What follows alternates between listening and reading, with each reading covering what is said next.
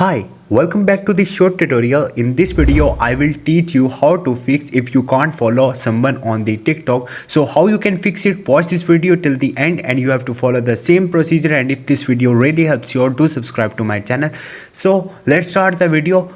If you are facing this problem on your TikTok account, first of all make sure you can't reach the limit of the following. Maybe you have following too many people on the TikTok, that's why you can't be able to follow someone now on the TikTok. Moreover, if you can't reach the limit of the TikTok following, first of all you have to open your Play Store and you have to search for the TikTok. Once you will search for it, here you will see update button. Simply click on the update. Once you will update, go back and you have to tap a while on the TikTok app icon. Go to the info. Now you are in the info. Now go to the storage and the cache.